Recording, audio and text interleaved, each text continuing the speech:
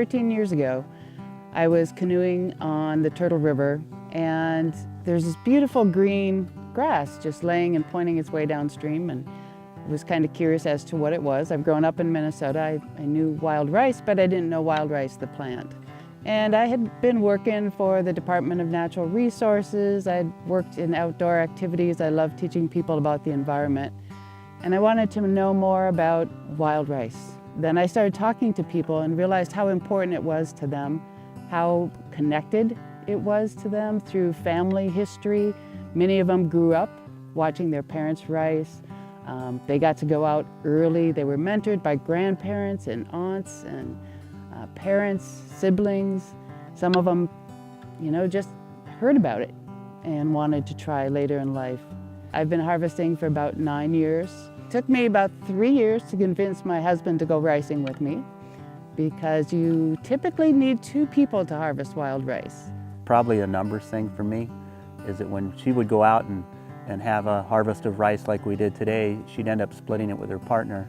And then after processing, the quantity shrinks. And so she'd be gone all day out ricing, come back, and we wouldn't have a ton of rice. So she lobbied me that if I was in the boat with her, that she wouldn't have to split the rice, and that we'd all, we'd have it for our family, all of us. And so anyway, I gave it a try, and for me, it fits in between my primary interest in fishing and my primary interest in bird hunting. It's kind of smack dab in the middle of that transition, and so just got into it. Really fun. It's nice being out there. The reward of all that great rice to eat is pretty special. Most of the lakes that we harvest have a fringe of rice around them. There are rice lakes out there, the shallower lakes, that can be totally covered with wild rice. You drive up to them and you're like, where's the water? It's all wild rice. For us, we try to stay on just one body of water per day. Primarily that's because of the harvesting hours from 9 to 3. But we may hit 6 to 8 different water bodies in a season. If you have a queasy stomach about being around bugs, this isn't a particular activity you might want to pick up. There's a lot of rice worms, a lot of little spiders. Had a leech crawl into the boat today. That was exciting.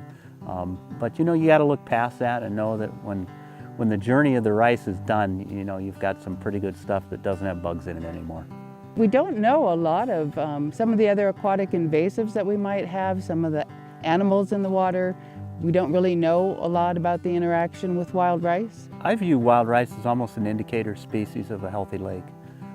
If you have healthy rice beds, they're not as large every year. They fluctuate in abundance, but healthy rice beds, healthy lily pads, healthy bulrush, healthy cattail stands. It's a community, a plant community that signifies a healthy, clean lake. And I think the biggest concern with the invasive species is that if it disrupts that. We are very cognizant about trying to keep these lakes as clean as we can so we can continue to have wild rice, because a lot of that's unknown with the aquatic invasives coming in. It would just compete for a lot of the space. Knowing when you're on a particular body of water, is there an invasive species present? So you want to watch for that and know if you're boating in that, then you got to just double check all your equipment. I do a lot of fishing. You got to drain your live wells, pull your plugs. You got to check the boat trailers for any aquatic plants that are on there. It's vigilance, and we have a lot of different programs in the state with access inspectors and information and education, but it really comes down to individual behavior. Sometimes, you don't find out about an infestation until after it's already been there. So doing our part to just make sure everything's clean before we move to another lake. What we have works, and we need to do what we can to keep invasive species out. Really is about individuals all doing their parts.